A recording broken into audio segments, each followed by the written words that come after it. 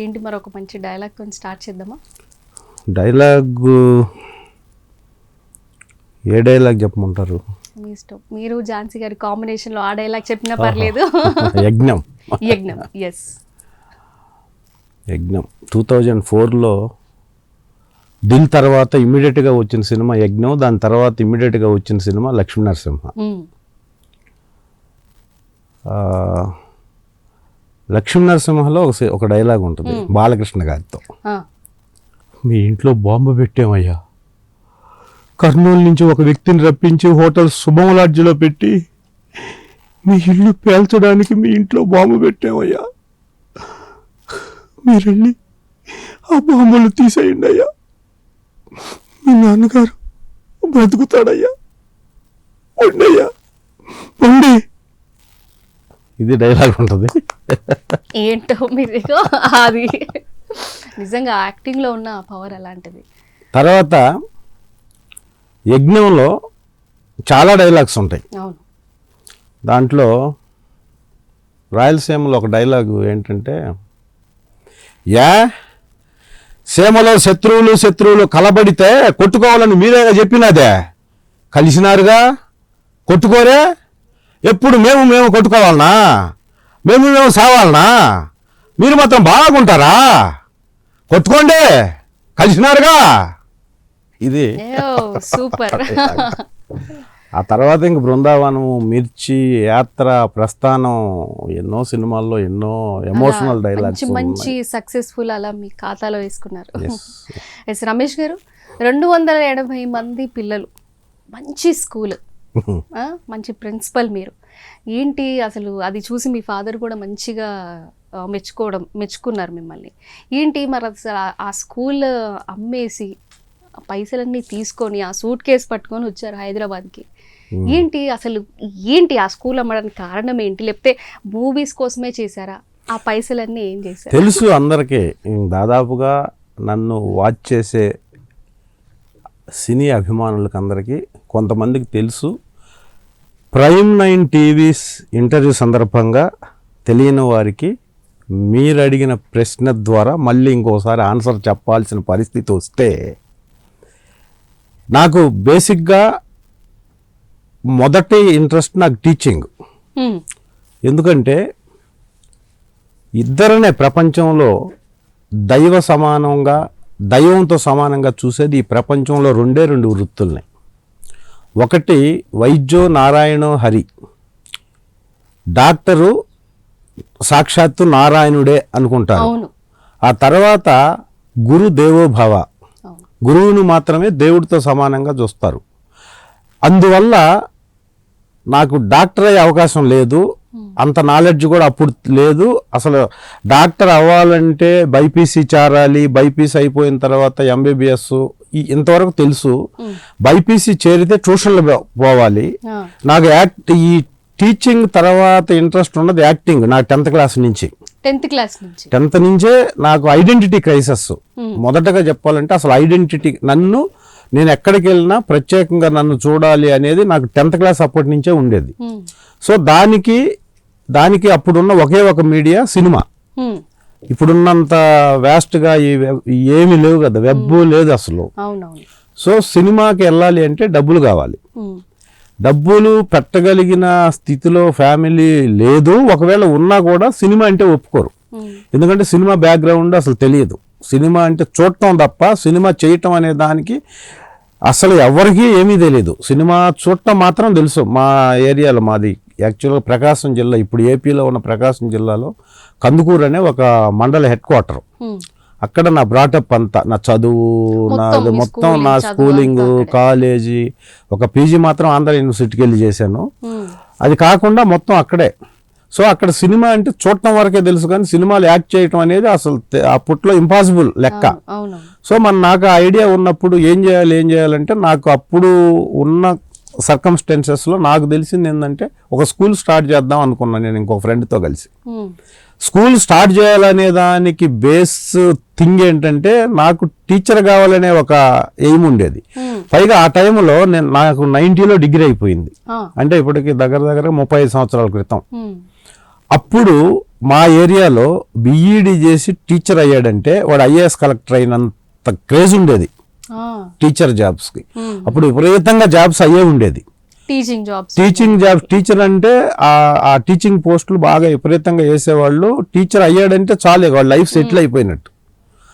So అలాంటి craze ఉన్నప్పుడు teacher అయితే మళ్ళీ బిఈడి ఎంఈడి చేశా నేను. కానీ గవర్నమెంట్ టీచర్ అయితే మళ్ళీ అక్కడ స్టక్ ఆన్ అయిపోవాలి. సో నేను అలా కాకుండా నేను అసలు గవర్నమెంట్ టీచర్కి అప్లై కూడా చేయాల. నేను ప్రైవేట్ స్కూల్ స్టార్ట్ చేయాలనే ఎయిమ్తో నేను ఎంఏ కాకుండానే స్కూల్ స్టార్ట్ చేశాను. 90లో డిగ్రీ అయిపోతే 90 సెప్టెంబర్లో నేను పాలిటెక్నిక్ కోచింగ్తో స్టార్ట్ చేశాం. కృష్ణ చైతన్య రెసిడెన్షియల్ అని, కృష్ణ చైతన్య కోచింగ్ సెంటర్ అని. నెక్స్ట్ 6 నెలల తర్వాత దాన్ని స్కూల్గా కన్వర్ట్ చేశాం. ఇదంతా ఎందుకంటే ఒకటి టీచింగ్ మీద ఇంట్రెస్ట్, ఒకటి తర్వాత నేను చదివిన కాలేజీలోనే ఎకనామిక్స్ లెక్చరర్గా పనిచేశాను. నేను ఎకనామిక్స్ ఎంఏ. సో దీనికి అంతటికి కారణం ఏంటంటే డబ్బు తొందరగా సంపాదించాలి అని. ఎందుకు డబ్బు సంపాదించాలంటే సినిమాల్లో నటించాలంటే హైదరాబాద్ వెళ్ళాలి, హైదరాబాద్లో ఉండాలి. హైదరాబాద్లో ఉండాలంటే డబ్బులు కావాలి, ఎవరి మీద డిపెండ్ కాకుండా ఉండాలంటే. అప్పుడు మనల్ని ఎవరు ఇన్సిస్ట్ చేయలేరు. నువ్వు వెళ్తున్నావు, ఎందుకు వెళ్తున్నావు అని ఈవెన్ ఫాదర్ మదర్ కూడా అడిగినా కూడా మనం ఓన్ ఎఫర్ట్ ఉంది కాబట్టి ఉండగలము అన్న దీంతో చేసిన పని అది. సో అది మెగా సక్సెస్ అయింది. 7-8 ఇయర్స్ పాటు సక్సెస్ఫుల్గా రన్ చేశాను నేను స్కూల్ని. అప్పుడు కాలేజీలో కూడా ఎకనామిక్స్ లెక్చరర్గా చేస్తూ.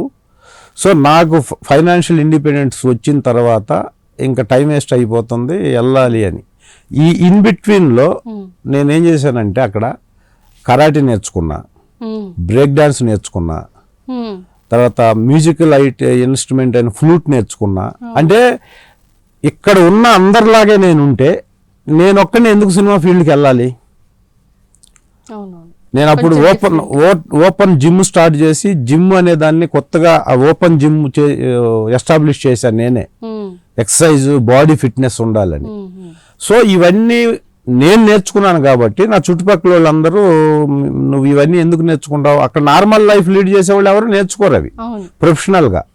నేను నేర్చుకున్నాను. ఆ నేర్చుకునే టైంలో మాకు ఒక 2-3 ఎకరాలు పొలం ఉన్న ఒక మిడిల్ క్లాస్లో, మా father illiterate, middle class family మాది. సో ఆ టైంలో చదువుకే డబ్బులు ఇవ్వటం, గవర్నమెంట్ కాలేజీకి 600-650 రూపాయలు ఫీజు కట్టేదానికే ఇప్పుడు చెప్తే నెలకు కట్టేవాళ్ళు. ఆ టైంలో అలా ఉండే సిచ్యువేషన్. మేము కాలేజీకి వెళ్ళట్లేదు అని పొరపాటున ఇంట్లో చెప్తే చాలా ఆనందంగా సరే పొలం రా అనేవాళ్ళు. పొలంలో ఎప్పుడు పని ఉండేది, ఎప్పుడు స్కూల్ కాలేజ్ మానేస్తారా అని చూసేవాళ్ళు పేరెంట్స్. అంటే చదివితే ఫ్యూచర్ బాగుంటుందని తెలిసినా, చదివితే మనకేమైనా ఉద్యోగాలు వస్తాయా, చదువు నీకు ఇప్పుడు ఇమీడియట్గా కూడు పెడుతుందా అనే ఒక నానుడు ఉండేది అప్పుడు. ఎప్పుడు కాలేజీ లేదన్నా, ఎప్పుడు కాలేజీకి మేము పోవట్లేదన్నా పొలం రమ్మునే దానికి కొద్దిగా ఇంట్రెస్ట్ ఉండేది అప్పుడు పేరెంట్స్లో. వ్యవసాయానికి డబ్బులు ఉండేది కాదు. 600-650 రూపాయలు ఫీజు 6 నెలలకు ఒకసారి కాలేజీలో కట్టడానికి చాలా ఇబ్బందిగా ఫీల్ అయ్యేవాళ్ళు.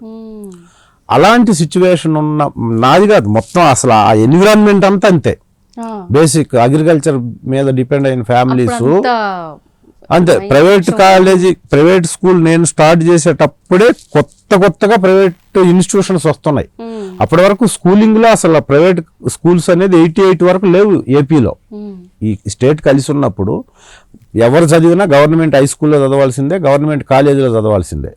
ఇప్పుడు జనరేషన్కి చాలా కొత్తగా ఉంటాయి చెప్తే, అట్లా లైఫ్ లీడ్ చేశారా అని. సో అలాంటి సిచ్యువేషన్లో కరాటేకి డ్రెస్ కొనాలన్నా, కరాటేకి షూ కొనాలన్నా నేను 35 కిలోమీటర్లు వెళ్ళి కరాటే నేర్చుకునేవాడిని మా ఊర్లో. లేకపోతే 15 కిలోమీటర్లు వెళ్ళి బ్రేక్ డాన్స్ నేర్చుకునేవాడిని సైకిల్ మీద. వీటన్నిటికీ మా ఫాదర్ ఎఫర్ట్ పెట్టి నేను అడిగితే డబ్బులు ఇచ్చేవాళ్ళు. స్కూల్ ఫీజులకే ఇవ్వలేని, కాలేజీ ఫీజులకి ఇవ్వలేని సిచ్యువేషన్లో ఎక్కడ ఎప్పుడు ఇది ఎందుకు పనికి వస్తుంది అని మా ఫాదర్ నన్ను అడగల.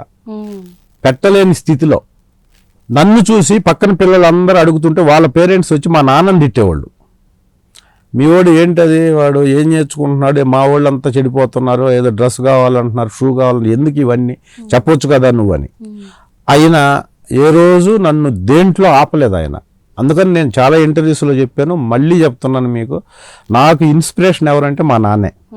ఎందుకంటే అవి ఆపి ఉంటే ఇవన్నీ ఎందుకని డబ్బులు ఇవ్వకుండా ఉంటే, నేను అవి నేర్చుకోకుండా ఉండుంటే నాకు సినిమా ఇండస్ట్రీకి రావాలనే ఆలోచన ఉన్నా కూడా చచ్చిపోయేది అది. అవునవును. అంటే కిల్ అయిపోయేది. ఎందుకు ఏమి రాకుండా, ఇప్పుడు టీచర్ కావాలంటే చదువు రావాలి, అవును. డిగ్రీ బీఈడి చేసి ఉంటేనే టీచర్ అవుతాడు. లేకపోతే ఇంకొక ఎస్ఐ ఎగ్జామ్ రాయాలంటే డిగ్రీ పాస్ అయి ఉండాలి. మరి సినిమాకి రావాలంటే ఏదో ఒకటి ఉండాలి కదా. అక్కడ ఉన్న వాళ్ళకి అందరికంటే నేను చేయగలను అన్న కాన్ఫిడెన్స్. అందుకు అవన్నీ నేర్చుకునేటప్పుడు అవన్నిటికీ ఎక్కడ అడ్డు చెప్పకుండా నాకు అవన్నీ ప్రొవైడ్ చేశాడు కాబట్టి కష్టమైన. అందుకు నేను సినిమా ఇండస్ట్రీకి రావడానికి మీకు ఇన్స్పిరేషన్ ఇప్పుడు కాకపోతే మళ్ళీ ఇంకొక 10 నిమిషాల తర్వాత మీరు అడుగుతారు ఆ ప్రశ్న. దీంట్లోనే నేను రావటానికి ఈ హీరోలను చూసి ఇంప్రెస్ అయ్యి ఒక హీరో సినిమాలు రోజు ఒక సినిమా చూసినప్పటికీ నేను ఇండస్ట్రీకి రావాలనుకోవటానికి మా ఫాదరే కారణం. అయితే అప్పుడు నాకు ఫైనాన్షియల్